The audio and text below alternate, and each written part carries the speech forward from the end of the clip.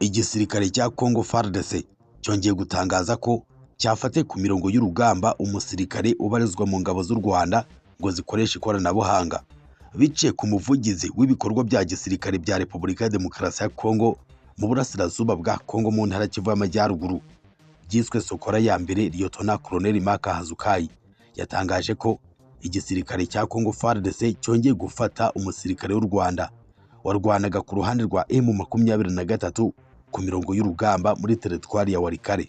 Uyu musirikare ushinjwa kuba ari u Rwanda warwanaga ku ruhande rwa M23 yatangajwe ku mazina ya Diodone. Imbere y'itangazamakuru, Colonel Mark Hazukai w'igisirikare cya Congo FARDC yavuze uburyo uyu musirikare yinjiye ku butaka bwa Congo n'igihe yinjiriye mu gisirikare cy'u Rwanda RDF. Gusa benshi batanze nkwenene bitewe n'ayo makuru yerekeye kuri uwo musirikare. Si ubwa mbere igisirikare cya Congo cyatangaza ko gifatiye ku mirongo y'urugamba umusirikare cyita ko ari u Rwanda, kuko no mu kwezi kwa 12 k'umwaka wa 2024 nabwo batangaje ko bafatiye ku mirongo y'urugamba umusirikare w'u Rwanda witwa Hakizimana Iradukunda Jean de Dieu. Icyo gihe uyu wiswe Hakizimana Iradukunda Jean de Dieu yavuze ko yavukiye mu Rwanda ku tariki ya 22 z'ukwezi kwa kabiri, avukira ahitwa Ngororero mu karere ka Murenge ko mu ntara y'uburengerazuba bw'u Rwanda. Colonel Mark Hazukai yatangaje byinshi byerekeye kuri uyu musirikare bita ko ari u Rwanda wafatiwe muri Repubulika ya Demokarasi ya Congo, turabigarukaho. Nanone kandi ku rundi ruhande, Uburusiya bwemereye Repubulika ya Demokarasi ya Congo ubufasha mu kurwanya imitwe yitwaje intwaro irimo na M23.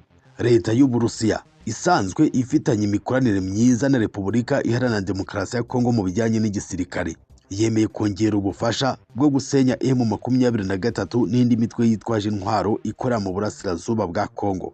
Ibi ni ibyemejwe na ambasaderi w'Uburusiya muri Repubulika ya Demokarasi ya Congo, Bwana Alexis Sentebov, ubwo yagiranaga ikiganiro na Minisitiri w'Ingabo wa Repubulika ya Demokarasi ya Congo, Bwana Guy Kabombo Mwadiamvita. Igihugu cy'Uburusiya kigabwe gifatanya na Repubulika ya Demokarasi ya Congo mu bijyanye n'igisirikare, aho iki gihugu cy'igihangange ku isi cyahaye Repubulika ya Demokarasi ya Congo indege z'intambara zo mu bwoko bwa Sukhoi 25 n'izindi ntwaro za rutura zifashishwa n'igisirikare cya Congo ku mirongo y'urugamba. Ni ubufatanye bugiye kongera ubukana bwabwo. Ubu bufatanye bw'Uburusiya na Repubulika ya Demokarasi ya Congo bugiye kuzamura ubukana mu gihe abarwanyi ba M23 nabo bakomeje kwigarura ibice bitandukanye mu burasirazuba bwa Congo. Abasesenguzi batandukanye bavuga ko ubu bufasha bw'Uburusiya kuri Repubulika ya Demokarasi ya Congo buratuma inzira y'ibiganiro iganisha ku mahoro yahiswemo n'ibihugu bya SADC na EAC igenda bigura intege. Ubutegetsi bwa Congo bukomeje gushaka amaboko mu bice bitandukanye by'isi kugira ngo burwanye M23 bashinja gufashwa n'u Rwanda mu buryo butaziguye. Reka tuganire kuri izi ngingo, aho muri mu bice bitandukanye by'isi. Turabasuhuje tubaha n'ikaze muri iki kiganiro. Turabibutsa gukora subscribe hepfo gato iyo video murimo kureba, ubundi tujye tubana namwe mu biganiro bitandukanye tuzajya tubagezaho buri munsi. Igisirikare cya Repubulika Iharanira Demokarasi ya Congo mu rugamba gihanganyemo n'abarwanyi ba M23 mu burasirazuba bw'icyo gihugu barigamba gufatira ku mirongo y'urugamba umusirikare bita ko ari u Rwanda. Mu masaha y'umugoroba w'ejo hashize ku tariki ya 10 z'ukwezi kwa gatatu kwa 2025, umuvugizi w'ibikorwa bya gisirikare muri Sokora ya mbere mu burasirazuba bwa Congo, Lieutenant Colonel Mark Hazukai yatangaje ko igisirikare cya Congo FARDC cyafatiye ku mirongo y'urugamba umusirikare cyita ko ari u Rwanda wo mu mutwe ukoresha ikoranabuhanga nk'uko babitangaje. Uyu musirikare ngo yitwa Diodone, ubarizwa mu ngabo z'u Rwanda RDF, akaba afite imyaka 25 y'amavuko. Ngo yafashwe n'igisirikare cya Congo FARDC afatirwa ahitwa Bikenge muri teritwari ya Walikale mu ntara Kivu y'Amajyaruguru mu burasirazuba bwa Congo. Nk'uko Colonel Mark Hazukai yabitangarije itangazamakuru ubwo berekanaga uwo musirikare bita ko ari u Rwanda na bagenzi be.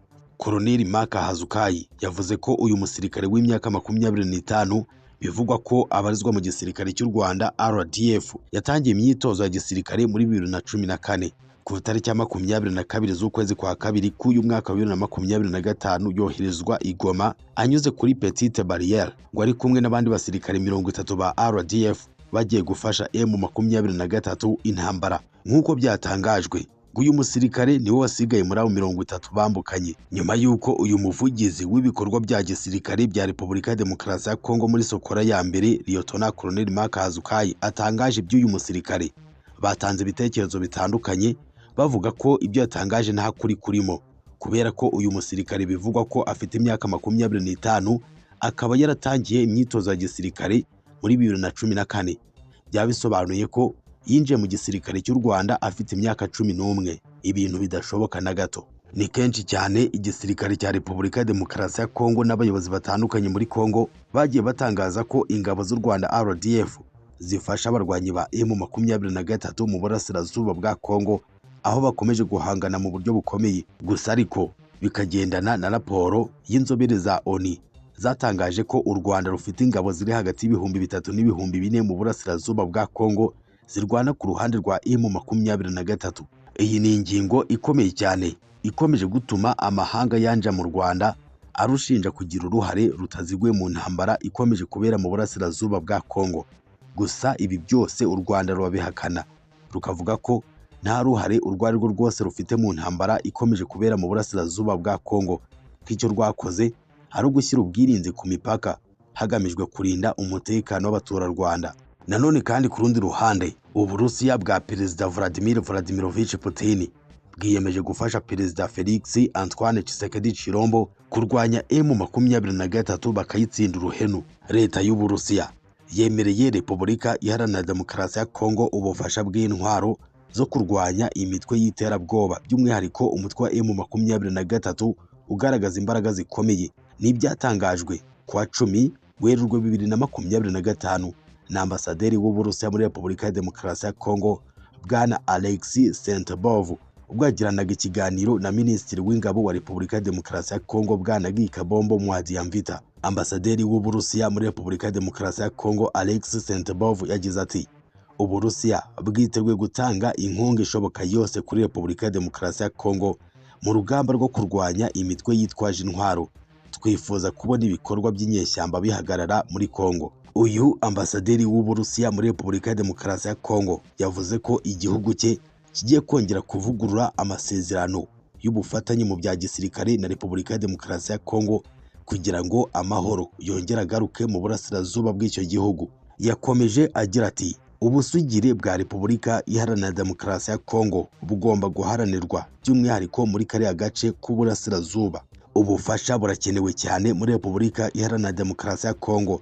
Hakenewe intwaro n'ibindi bikoresho bihambaye FARDC yakoresha mu burasirazuba bwa Kongo, by'umwihariko mu kurwanya imitwe y'iterabwoba. Kugeza ubu muri Repubulika Iharanira Demokarasi ya Kongo hari imirwano ikaze, aho abarwanyi ba M23 bakomeje guhangana n'ihuriro rwana ku ruhande rw'ubutegetsi bwa Kongo. Nyuma y'aho Perezida Felix Antoine Tshisekedi Chilombo atangaje ko nta gahunda iyo ari yo yose yo kuganira na M23, uyu mutwe nawo ukomeje gushoshobikanya bikaze abarwanyi barwana ku ruhande rw'ubutegetsi bwa Kongo, ari nako wigamba gukomereza urugamba mu murwa mukuru wa Kongo Kinshasa. M23 yagiye ishinja leta ya Kongo n'igisirikare cyayo FARDC kutubahiriza ibyemezo byafatiwe mu nama y'abakuru b'ibihugu by'umuryango wa EAC ndetse na SADC yateranye ku itariki ya 8 z'ukwezi kwa kabiri kwa 2025, aho basabye ko imirwano ihagarara hagakurikizwa inzira y'ibiganiro. Gusa uruhande rwa leta ya Kongo narwo rurashinja abarwanyi ba M23 bashinjwa gufashwa n'igisirikare cy'u Rwanda kugaba ibitero bitandukanye no kwica abasivile,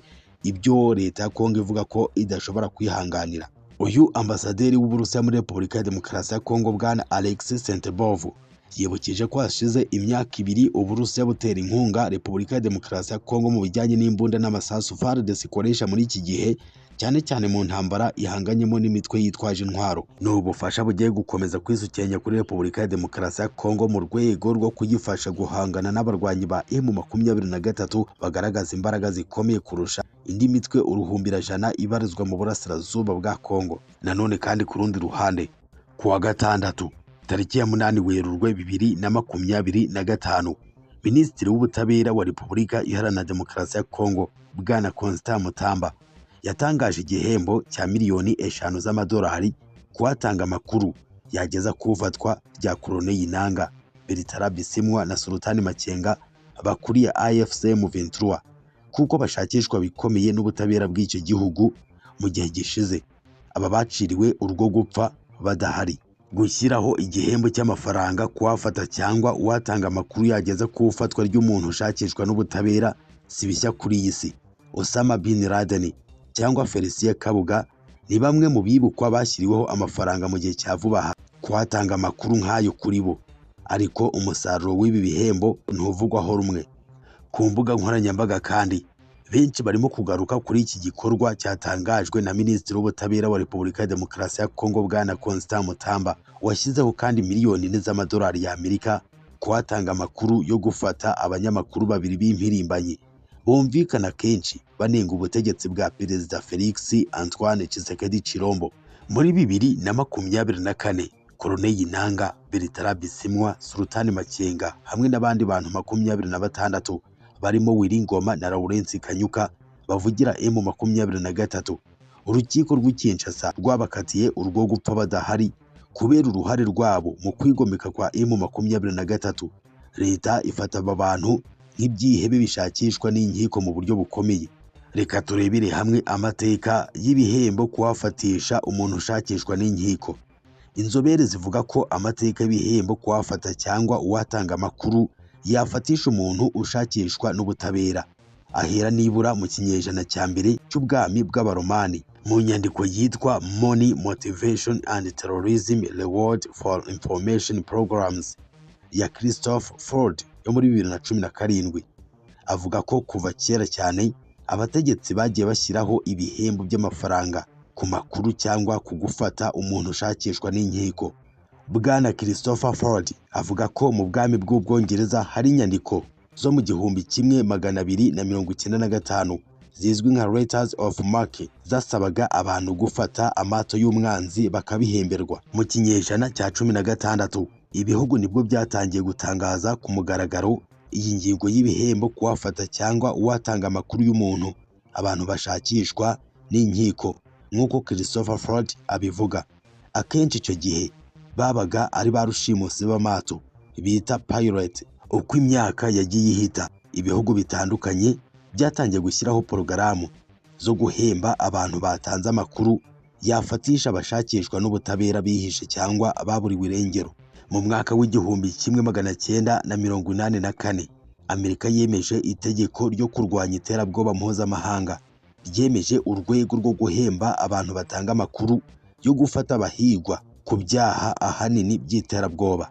Ushobora kwibaza uti iyi ngingo ubu ikoreshwa ite?